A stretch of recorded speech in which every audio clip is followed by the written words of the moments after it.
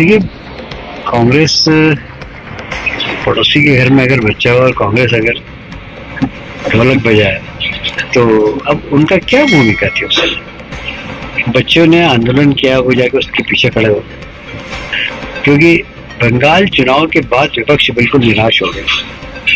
उस निराशा के पल में उनको एक आशा की किरण कांग्रेस जनता पार्टी में दिखी, तो उनके पीछे जाके खड़े हो।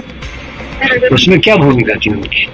क्या भूमिका थी बताइए मुझे? विपक्ष की सिर्फ कैटालिसिस की थी कि हाँ आगे बढ़ो, तुम लट खाओ, हम तुम्हारे पीछे। कोई एक आध कांग्रेसी ने लट खाया? खाया क्या किसी ने? कोई अब जश्न मना रहे। मैं धर्मेंद्र प्रधान जी की तारीफ करूंगा। मैं उनको विद्यार्थी परिषद के जमाने से जानता हूँ। उनको जो काम देते हैं बहुत ईमानदारी के साथ और डेडिकेटेड तरीके से करते हैं। वो तो पहले दिन से जैसे आंदोलन चालू हुआ था, उन्होंने पार्टी अध्यक्ष से कहा कि अगर आपको ऐसा लगता है तो मैं इस्तीफा दे देता हूँ। पार्टी अध्यक्ष ने मना कर दिया कि बोले नहीं, जब तक हम लोग बैठ के निर्णय लेंगे जब तक तुम इस्तीफा नहीं दोगे, और इस्तीफे की बात भी नहीं करोगे किसी से। पर जब परिस्थितियां ऐसी हुई कि पार्टी निर्णय लिया कि धर्मेंद्र जी इस्तीफा दो, तो उन्होंने एक सेकंड में दे दिया। यही तो एक अच्छे कार्यकर्ता की पहचान है कि हम कहीं पर भी हों, समाज के लिए काम करें, देश के लिए काम करें।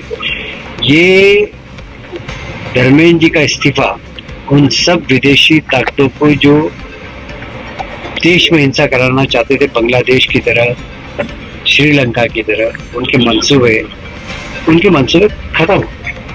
और इसलिए मैं मानता हूं कि धर्मेंद्र प्रधान जी ने जो काम किया है उसके लिए मैं उनको बधाई भी देता हूं, और उन सब के मंसूबे खत्म कर दिए जो विदेशी ताकतें यहाँ पर अस्थिरता पैदा करना चाहते हैं। राहुल गांधी आरएसएस को दीमक कह रहे हैं, एजुकेशन को दीमक की तरह जो आरएसएस कर रहे हैं।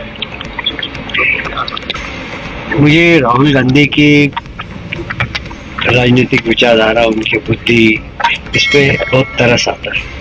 मुझे लगता है कि उन्हें अभी जरा आरएसएस को समझना पड़ेगा कि आरएसएस है क्या। मेरे जैसा सामान्य कार्यकर्ता मैं कभी कल्पना करता हूँ कि आरएसएस नहीं होती तो इस देश का क्या होता, मेरे रोंगटे खड़े हो जाते। आज यह देश अगर ठीक तरीके से ठीक दिशा में जा रहा है तो उसके पीछे आरएसएस की मेहनत